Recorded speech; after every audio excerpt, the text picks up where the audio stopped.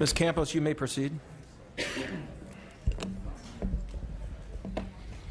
Thank you, Mr. Chair and members of the committee. I present to you AB 375, a bill that seeks to help address teacher recruitment and retention issues by expanding paid parental leave. Existing law does not provide sufficient time for teachers who are new parents to care for their newborns. Since teachers do not have access to the state disability program, they are limited to 6 to 8 weeks of paid paternal leave. This is hardly enough time for a new family to adjust to caring for their baby. Under the current system, we force teachers to choose between caring for their newborns and getting paid. We need to think about this from a different perspective, and I'm hoping that as we move forward and addressing this problem, this bill would allow for teachers to use existing differential pay program to extend their parental leave. And I am going to ask my witnesses to talk about what that actually entails and give you a clear picture of what that means for teachers. I'm going to share just a personal experience. When I was a council member, I was expecting my first child, and they didn't have a system in place for an elected to go on maternity leave. And I said, well, can you go look to the system that city employees are using? And it allowed me to be able to take 3 months off, which I think was sufficient. And every woman that was a mother before me said, take it because it gives you the opportunity to bond with your child, an opportunity that you'll never get back. And I think that was the best advice that they gave me, and the system in place allowed me to be able to do that and not have to choose between my constituents and my newborn. So with that, I'm going to ask my witnesses to expand on why it's important that we change the law. Thank you, Senator Campos. Good afternoon, members of the committee. My name is Jennifer Thomas. I'm president of the San Jose Teachers Association. I am deeply grateful to the Assembly member and her staff for supporting this effort to create a compassionate and reasonable parental leave for teachers and other certificated employees in the state of California. Currently, right now, as the Assembly member stated, a new mother may take 6 or 8 weeks of maternity leave after the birth of her child. After that, she may choose to take 12 weeks under CFRA. The California Family Rights Act is actually far better than the FMLA, so thank you for that work. However, whether or not she may use that sick leave is entirely at the discretion of her employer, and policies and procedures vary greatly across the state. In a lot of districts, it's simply a matter of failing to have that conversation. So we're here today asking the Assembly in its wisdom to ensure that new parents are not made to choose between the health and safety of their newborns or their newly adopted children or any child placed under their care in foster care and the paycheck that makes paying for the health and safety and the needs of those children possible. Ensuring that differential pay may not be denied to employees who are transitioning to a role as parent in our state is critical to ensuring the health and safety of our families. And in public education, there is no greater opportunity than to make sure that we raise, foster, inspire, and educate the next generation of Californians. So we really appreciate your support. Thank you. Next witness. Mr. Chair and members, Seth Bramble here on behalf of the California Teachers Association in strong support of Assembly Bill 375. I know the authors spoke a lot about this critical attachment bond that happens early on. I have 6 kids, really critical in their early beginnings to create that kind of bond. Because, you know, for the most part, these early years are when, if you have a strong bond with a primary caregiver, that a child learns how to, number one, be understood, feel safe, to feel secure, and it results in an eagerness to learn, healthy self-awareness, trust, empathy. All that stuff happens right at the beginning in the attachment bond that's created with the caregiver. So to the extent that we can encourage parents to, through a little bit of compensation, take this maternity leave, paternity leave, take that time to bond with their children, even if it's differential pay, we encourage strengthening that bond. Further, that AB 375 also supports keeping people in the workforce after they have children, because when we ensure that folks can take leave as a result of having children, they're more likely to remain in the labor market. For those reasons, we urge your aye vote. Thank you. Any other in support? Seeing none. Any opposition? Seeing no opposition. Any comments from the committee members? So moved. It's been moved. I'll second it. Seeing no further comment, you may close. Members of the committee and chair, I respectfully ask for your aye vote. I think that as we, as a Californian state, continue to move forward and think about what is best for our children, but also draw people to a profession that I think does not get the respect that it deserves. My mom is a retired educator, a school teacher, and now she has the opportunity to volunteer in my son's class. And I remember her loving her profession, and it served her well. And remembering that my mom did not make the same pay as my father, who did not have a master's in a master's degree, but did a very respectful profession as well. I think that we need to create the space for this profession to be seeked out and know that they are not having to choose between a financial stability for their family and know that they can come back to a job that will respect them and allow them to also be part of their family as it grows. I respectfully ask for your aye vote. Madam Secretary, please call the roll. The motion is due pass to appropriations. O'Donnell? Aye. O'Donnell, aye. Chavez? Aye. Chavez, aye. Kim? Kim not voting. McCarty? Aye. McCarty, aye. Santiago? Thurmond? Weber?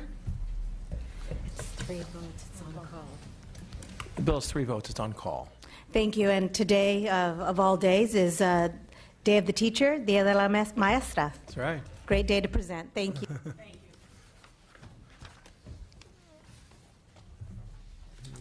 Who we got here? We don't have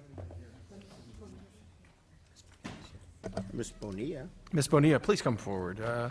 We're on file item number 8, AB 1101. Ms. Bonilla, file item number 8. Thank you very much, Mr. Chair and members of the committee. I'd like to start by accepting the suggested committee amendments in the mock-up that you have before you. I understand that there are concerns around the issue of notification, and I'm committed to working with all the stakeholders to ensure that school district policy is crafted in a collaborative manner and that due process is given. AB 1101 provides critical safeguards for students, families, and school districts, and it does so through a collective and transparent process. The bill requires school boards to adopt a policy at a public hearing when a private investigator will be hired by the district to investigate whether a student resides within the district boundaries. Our students should be protected from any questionable tactics, and parents should be made aware that the school district not only intends on employing such people, but is spending taxpayer dollars in this manner. AB 1101 creates transparency and disclosure in student residency investigations and provides for due process so everyone is aware of the investigative policy the district has. Specifically, the bill would make it clear that the circumstances under which the school district can initiate an investigation is clear to everyone in the district. At a minimum, the school district must identify specific facts supporting the belief that the parent or legal guardian of the student has provided false or unreliable evidence. Also, a requirement that employees and contractors of the district identify themselves truthfully to individuals contacted or interviewed during the course of the investigation. It also includes a prohibition on surreptitious photographing of students. It includes an appeal process in which a student's family or legal guardian can contest a district's determination, excuse me, and a requirement that if the district determines a student does not live in the district, that the district specify the basis of this determination. AB 1101 allows districts to continue hiring private investigators. The bill is not seeking to take away any tools from our local districts, but it is making sure that there are safeguards in place to protect students, their privacy, and that of their families. I believe that AB 1101 strikes the balance between allowing districts to be able to continue their investigations and the privacy of our children and families. I think it's very important that districts engage in a transparent process and that they have open dialogue with the parents and are able to really resolve the issues. That's what we all want to achieve ultimately. Today I have with me two witnesses.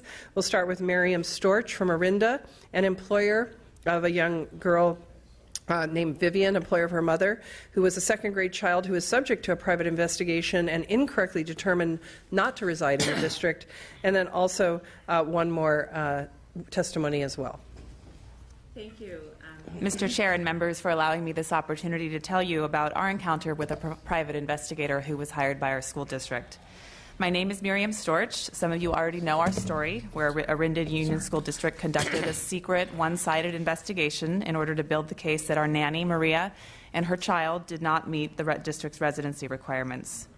As part of the district's so-called investigation, they hired a private investigator who literally lurked around Maria's mother's home in another city late at night and waited for her to arrive there.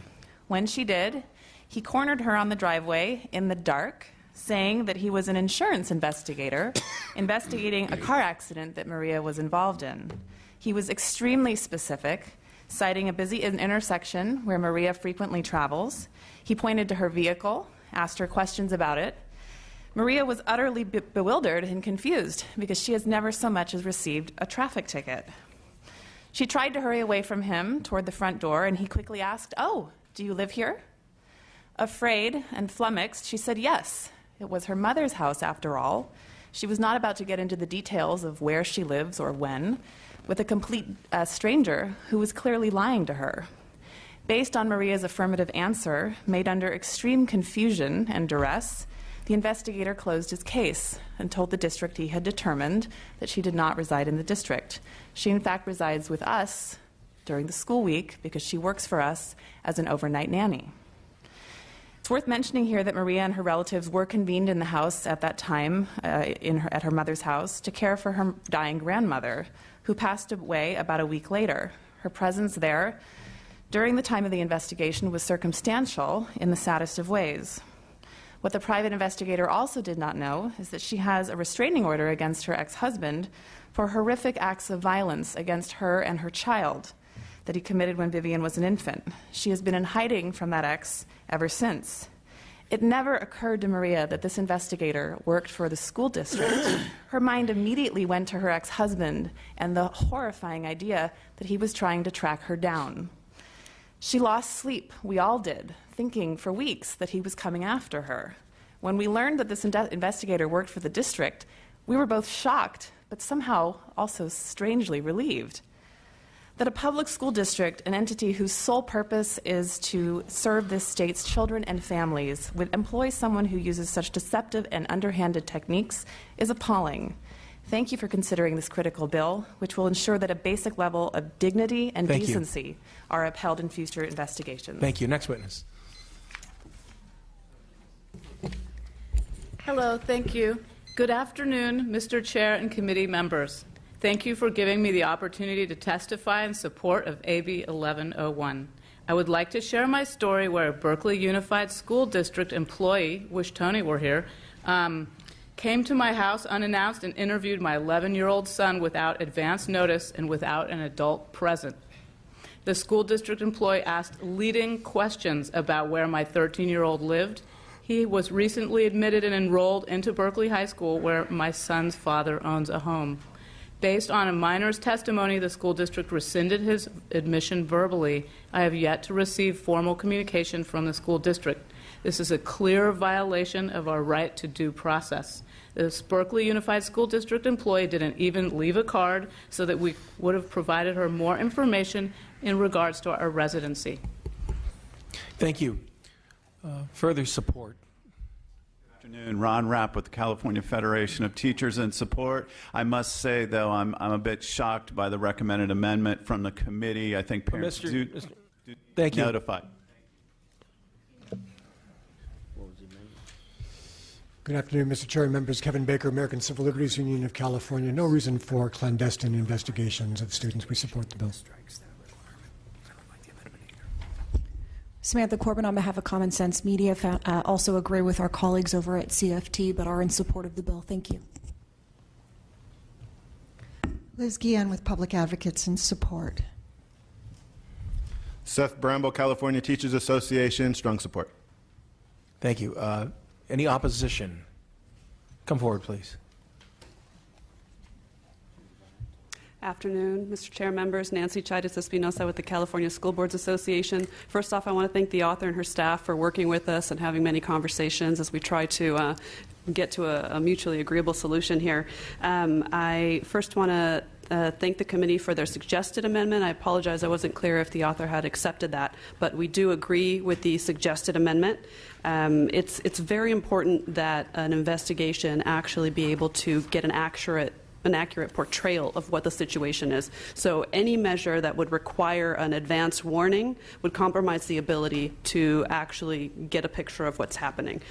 So that was very important to us. And one thing that hasn't been made clear to us is the extent of the problem. While what happened in Orinda definitely seems somewhat dramatic, and I want to be very clear that we're not defending any one particular school district's handling of the situation, what is clear to me is that ultimately the right thing happened. The way this process works is that the school district gathers information and one way or another has a conversation, exchanges information with the family in question, and as we saw even in these cases that were highlighted as the cause for the bill, ultimately things ended up the way they were supposed to be. So this is clearly a local issue to us. I don't see that this is a prevalent or a common situation across the state, so we wonder if this bill might cause more unintended consequences than what we can foresee now.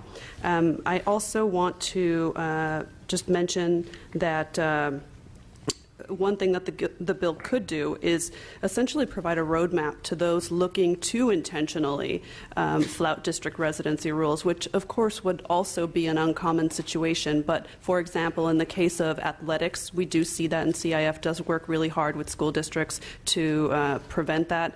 We want to make sure that although we of course want to be transparent and explain to parents what to anticipate, we don't want to provide a roadmap for those who would actually be looking to flout the law. So unfortunately, CSBA remains in opposition to this bill. Thank you. Thank you. Any comments from the committee? I'll just make a comment real quick. I think it's problematic when a district hires any third party to engage a child. Maybe that wasn't their intent, but I think at no point should a district hire a third party to engage a child. I think that could lead to some pretty unintended consequences. So I think you raised some good points today. With that, any further comment from the committee? Ms. Bonilla, you may close. Thank you very much for your consideration of this issue. I think that there are great examples out there of school districts who are doing a very, very good job. What this bill seeks to do is make sure that every school district, and I believe this is our role at the state level, is to say that there's a uniform practice, there's a uniform standard.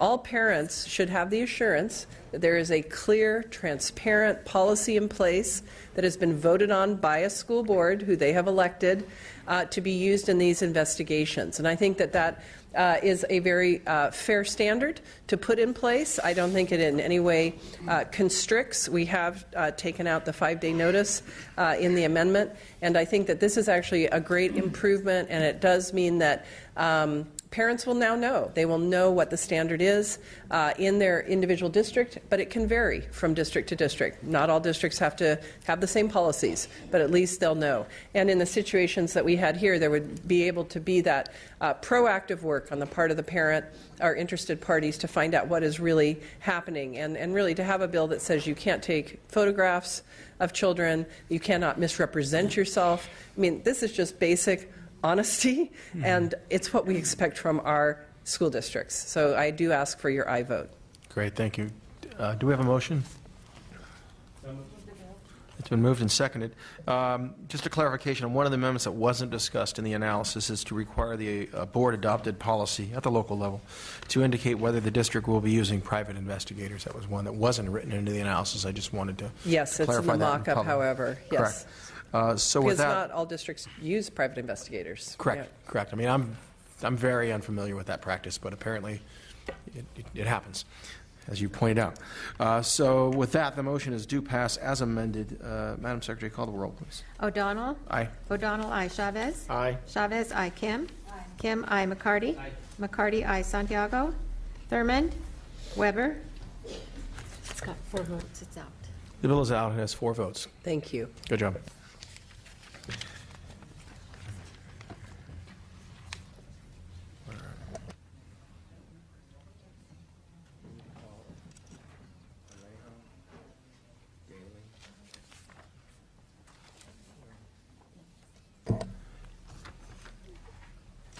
If the sergeants could reach out to Mr. Alejo, Mr. Daly, Mr. Ridley Thomas, Mr. Gibson, or Mr. Wilk.